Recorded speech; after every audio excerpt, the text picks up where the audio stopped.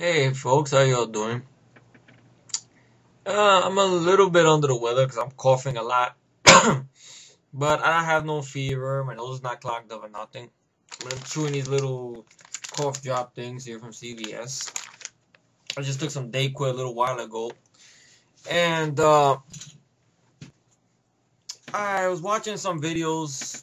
I seen a tribute that the Living Freak show, Marv, Kevin, Nancy's, Tony's little brother Eddie, good friend of mine on here as well as Tony, and of course their kid sister Cece. Did a nice tribute to law-abiding citizen. Good job, by the way.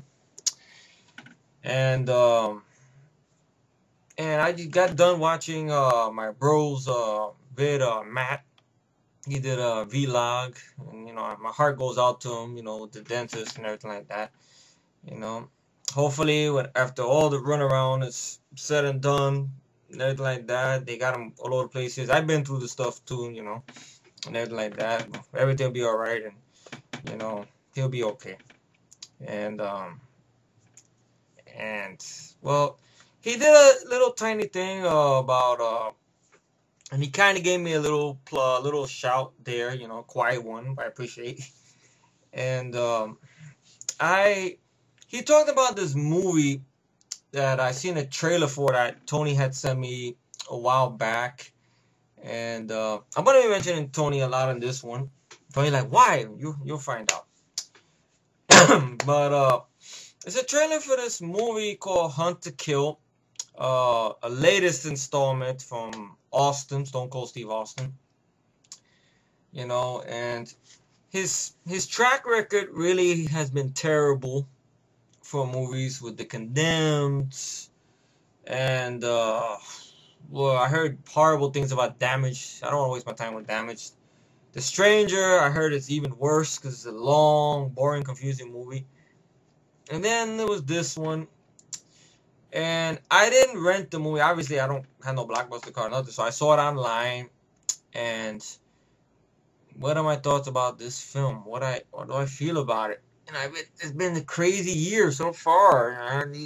These trailers. Uh, oh god, what the fuck is up with this movie?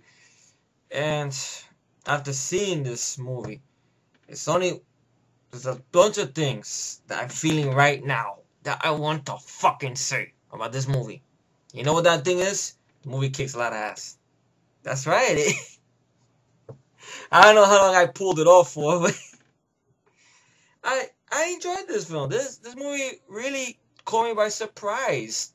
I mean, it has its problems, which I will explain.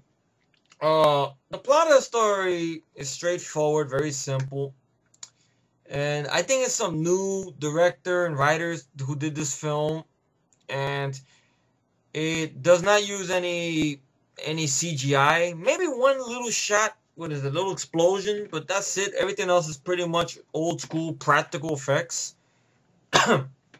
which I appreciate. And the movie opens up. We're introduced to Stone Cold Steve Austin. He's a border patrol guard. His part in the movie it is a reunion of the Expendables character because Austin's partner is played by Eric Roberts, who's not in the movie that much, sad to say. And they have some good dialogue with each other there. And they go crash this trailer that's like a meth lab and stuff. And it's supposed to be Austin's last day before he goes off and gets a promotion or he starts working in the office or whatever. So he's not gonna be doing that job too much. And they decide to go crash the trailer to find out what they're doing the stakeout on. They find a meth lab there and they believe it's empty until one thing leads to another. Eric Roberts gets shot. Blood squibs, practical effect. And Austin takes out I think about two of the guys. And one guy comes out of nowhere and Austin gets him to surrender, but there's a fire in the meth lab. And the guy gets the drop on Austin, stabs him. And Eric Roberts saves his life by killing the guy.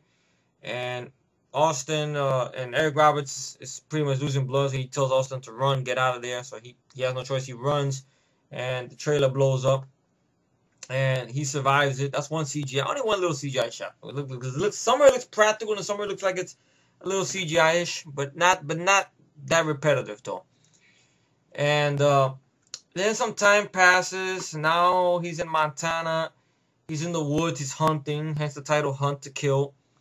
And he's a single dad with his daughter who can't act. The actress is a terrible actress, you know. And it's basically the same story we always see in these type of films. The daughter doesn't want to be with her father, you know, but the father is treating her a certain way because it's the only child he's got or whatever. So we've seen this story before. So while he's pretty much on vacation from his job, he's just trying to, do some quality time with his daughter. His daughter's like not really want to deal with him. And gets called from the sheriff that his daughter is caught shoplifting, so he drives to town.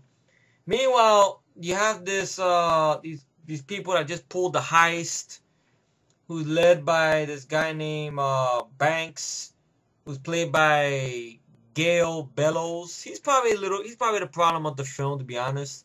But he's not as bad as I would say Timothy Fucktastic. He's not like that. It's just that he's not really a physical threat for Austin. And then the people he has with him, he has the one guy who does the technical shit and everything like that. He's a bit annoying. You got the blonde girl who's fucking the lead guy who organized the heist. You have a black guy there who's the troublemaker of the bunch, who's always getting them in shit. Kind of like the way the character was in the Marine, dumb motherfucker that, who you want to get killed because he's just a stupid guy. Like if you were pulling a heist and you had this guy with him, you would beat the shit out of this guy for all the trouble he's caused. But he gets to come up and though. And then the best part of the film is Gary Daniels, who plays Jensen. He's the subordinate of Banks, Gail Bellows' character. I think Gail Bellows is a TV actor. I know I heard that name before. I looked him up on IMDb. I think I know why I heard his name a lot, because he's on Ally McBeal. And I remember that was his name always. I think he was a regular on Ally McBeal, I think. And he kind of has a weird resemblance to John Reno from The Professional. That's what he kind of reminds me of in this movie, without the accent. He's touch and go at times. The man loves the word motherfucker. He used the word motherfucker more than anybody in the minority would use it for. Actually, no, I use the word a lot too, but he overuses it at times. So then what happens is the lead guy who's in charge of the heist, this old guy, fucks over Gail Bellows and everybody, sets up a trap. They able to cut the detonator, and they plant a bug on him, which leads all the way to the woods where Austin is at. So the first thing they do is they go to the police precinct. The sheriff is an old man, and the trampy blonde bitch or whatever takes this, I don't know, the new nightstick the police got, the one that extends out, and just beats the shit out of the guy. But it's not a torture beat of shit. It's like real quick stuff. Austin walks in, realizes something's going on there, and they don't know Austin, that the girl's Austin's daughter, so they take the girl with them, and they want Austin to lead them to the woods to find out where the guy is at, because they don't know their way around the woods. And it slows down a little bit from there, right? And to the dumbass guy, the one that's always fucking things up, the black guy, who happens to be in the movie, the black guy who fucks things up in this film, and stuff like that. I mean, because he's just a wild card, They tell him to do something, he doesn't listen, and stuff like that. So what happens is, he starts trying to attack Austin's daughter. Austin ain't having this shit. Pulls out a tiny little knife. Austin breaks his arm off, breaks his leg, and leaves him like this on the floor. And Gail Bellows, he leaves him begging like a bitch. And Gail Bellows says, "I'm not gonna shoot you, man. Crap, I ain't gonna shoot you. Jensen, shoot this piece of shit." So he does the Tony Montana Manolo thing. Like Tony Montana says, "I ain't gonna kill you." And it tells me Stephen Bauer to shoot Frank Lopez. Kind of that same vibe. It's reminding me of.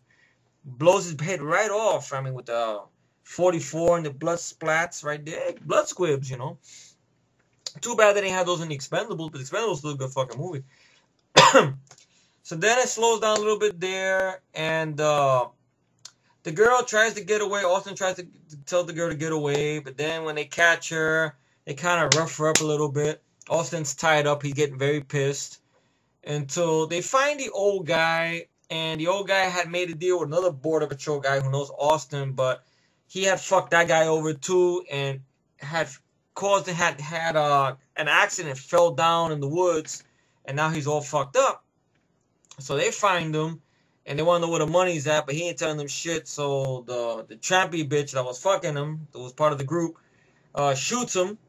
They find the bag of money, and Austin makes a deal. Said, "Look, I'll go down and get the money, but you let the girl go." So he does a kind of weird bullshit thing where he has this watch that's like some kind of string, which is weird. It's a little watch, and he makes a twine or a little hook out of it, which I call bullshit, but I wouldn't excuse it though. Goes down, picks up the money.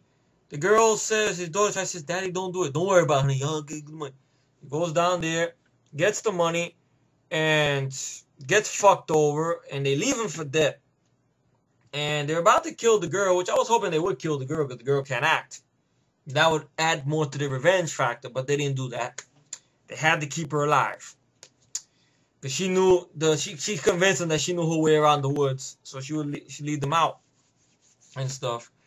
So you have the guy the technical guy who bitches a lot. You have the blonde trampy girl, Gail Bellows, who's the lead guy, and of course Gary Daniels. So he falls into this water there. He gets a gunshot wound, comes out, and now that's when the movie, to me, becomes a real fucking keeper. In which, he's a hunter. So he hunts, animals in his spare time. He puts an emergency pack. He hangs up in the woods somewhere. And he finds his emergency pack there, which has a crossbow and some little, whatever, gear or whatever. Stuff like that. And knife and stuff. So he goes in, he does the Rambo thing with the knife, colonizes the bullet wound, puts the mud on his face. No, he doesn't go like Arnold. He doesn't do that stuff. Puts the camouflage on his face. And you have one of that bitching guy that was the technical guy who had tried to get stupid with the trampy girl, and the lead bad guy, Gail Bellows, wants to fuck the trampy girl. So anyone who fucks with her, he pretty much beats the shit out of them or kill. So he leaves the guy there, stranded. But they fucked up, though, because the guy had all the food. And he has a little funny moment there. "That's where I got my meat, my little everything. You guys can eat a fucking cock." He's just talking to himself in the woods there while he's eating. His leg is fucked up because the girl broke his leg. And he goes off to piss. And Austin pulls a Linda Blair on him, in which the guy has a gun. He just shoots out into nowhere. "Come on, motherfucker." That's like Jake from Savage Street. That's what it reminded me of. "Come on." And then Austin actually shoots him in the same position Linda Blair shot the guy in Savage Street. Shoots him in his busted leg. Ah! Shoots him in his leg. Ah! Then his arm move. And then he tells the guy, where are they? Where are they? He goes, "Look, don't kill me. That was no problem. Don't kill. Look, whatever. The girl, they over there. They're gonna go to Canada. Whatever, please." I said I'll catch up. What was that? I said I'll catch up. Yeah? Catch. Puts the guy right through his fucking heart. And that's it. Then he bumps into Gary Daniels, and it's a fucking knockout brawl between these guys. No shaky cam shit. The camera's in one spot. Blood splats